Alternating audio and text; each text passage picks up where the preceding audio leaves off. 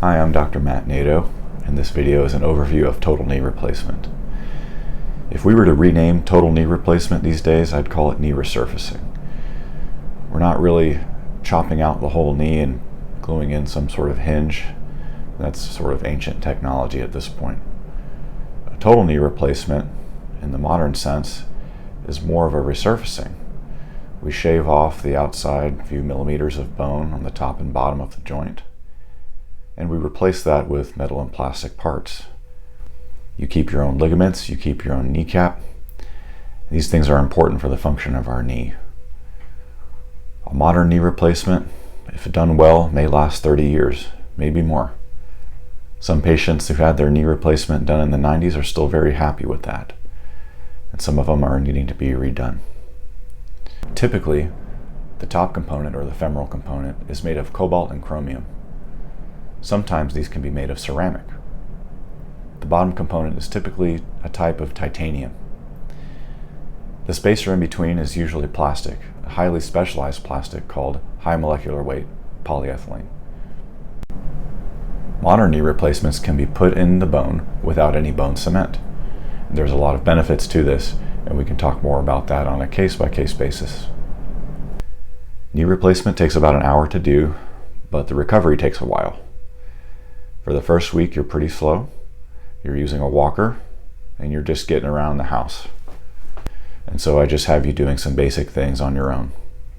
Most people do really well with that. I always say it takes about 3 months to feel like you're 90%. That seems like a long time, but it's an active recovery. You're mobile and you're walking the whole time. The walker lasts about a week or two, depending on your functional status. Therapy lasts about 6 weeks. In my practice, most people are doing most things they want to do after about 6 weeks. People are usually cutting the grass, running their own errands, going to the store. But there's still some aches and pains and some swelling.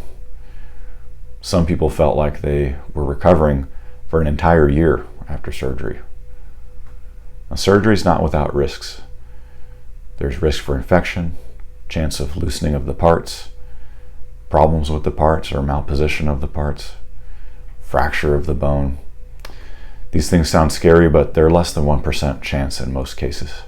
Some of the more common reasons why I might redo a knee replacement is infection, loosening of the parts, or laxity of the knee. I do a lot to prevent infection. I do a lot to prevent blood clots and other complications after surgery. Because of risks of surgery, it's always important to make sure we've tried all the other things first. Anti-inflammatories, activity modification, and steroid injections are some of these. Prior to your surgery, we'll usually ask for medical clearance from your primary care doctor. This is to make sure you don't need any procedures to ensure your health. We also get some lab work. This needs to be within about a month to make sure everything's okay right before your surgery. You'll get a call from the hospital asking lots of questions to make sure you're healthy, and then I'll see you the morning right before surgery. I prefer robotic assisted knee replacement. This is a great technology that's been around for about 10 years. And knee replacement is really millimeter and degree surgery. A couple millimeters here or there, a couple degrees here or there makes a big difference in how we feel our knee is doing. A robot can help assist the human in getting this exactly right. Before robotic surgery, the surgeon would line these things up on their own using guides and jigs, and sometimes it's hard to see 1 degree this way or 1 millimeter that way. For these reasons, I prefer the robotic assisted surgery. I still know how to do it the old-fashioned way, but these great tools these days can really help a knee replacement feel awesome. The main goal of total knee replacement is to walk without pain. Although, typically, many patients feel like their quality of life was greatly improved, and they were able to return to many of the activities that they had sacrificed because of their arthritis. One of the other benefits of total knee replacement is that arthritis does not return. Meniscus tears do not recur. All the cartilage is removed, and the meniscus is taken out for the surgery. After knee replacement, I don't give any particular restrictions. You can do whatever you like. I think it's important to remember the limitations though. The knee replacement is not meant to feel like you're 20 again, but it should allow you to do all your normal recreational activities. I encourage patients don't go for long runs on the knee replacement, as we don't know exactly how much impact this has on the wear of the knee. If you're getting a revision knee replacement or having your knee reworked, many times patients feel like that surgery was easier to get over than their first time knee replacement.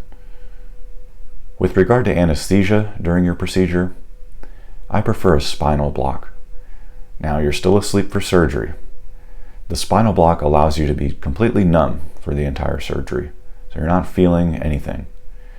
And the sleep can be a lighter sleep, more like a light sedation, sort of like what we use for a colonoscopy. A general anesthesia is more like putting you deep, deep into a coma, so you don't feel anything and you don't move. It's harder to wake up from that, and there's some risks associated with it.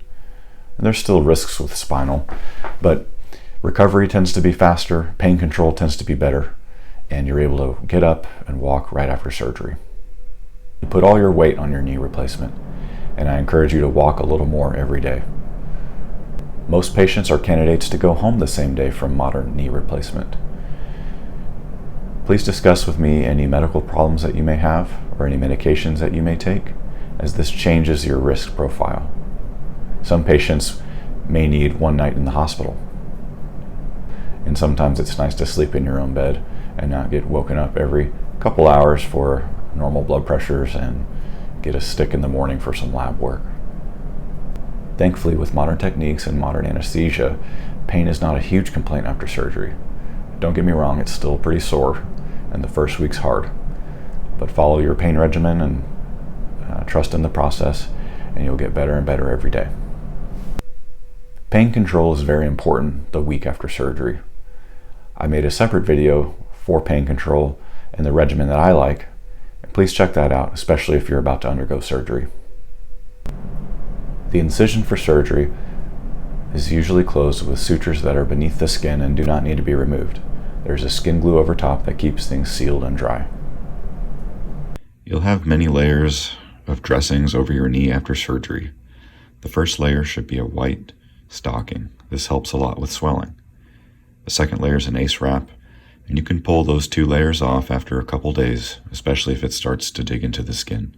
The longer the better. The last layer is a waterproof, antibiotic-coated dressing. You'll want to leave that on for the entire week. It usually holds up that long, but you may want to reinforce it if you're going to take a shower. Swelling is very common after surgery and can look kind of crazy. There's usually some bruising, sometimes even blisters. These things can be normal, but if you're concerned, please give me a call and we can take a look. Elevating can help a lot with swelling, and ice packs as well. A circulating ice machine can be very helpful, although not totally necessary. Ice packs can be just fine. After knee replacement, it's very important to keep your knee straight as much as possible. I like to tell patients that about 80% of the day, your knee should be 100% totally straight. This is most important in the first week, and after that, we don't have to think about it as much. The rest of the day, you can work on bending exercises or walking. For physical therapy, I prefer an outpatient clinic setting. Sometimes home health therapy is not as good of quality. Let's talk about which therapy locations may be of the best quality and closest to you. The most important thing about physical therapy is that you go and you work well with the therapists. We can talk more about where you live and which location might be best. A common question is, when can I drive after knee replacement surgery? Studies show on average patients can drive between 1 and 4 weeks. This depends on whether or not you're still taking a narcotic pain medication and whether you can safely slam on the brakes. This is a very individual time frame. Let's discuss in clinic after the first week. You should probably take the first week completely off. Another common question is, when can I go back to work after knee replacement surgery? This depends highly on whether or not you work at a desk, work on your feet, or work outside. Some people who work at a desk can go back to work in a week or two. This may be also possible if you work from home. If you work on your feet or you go to an office, it might be nice to take a month off, potentially even 6 weeks off. If you work outside or you're something like a roofer or a welder, these things take maybe closer to 3 months to go back to work.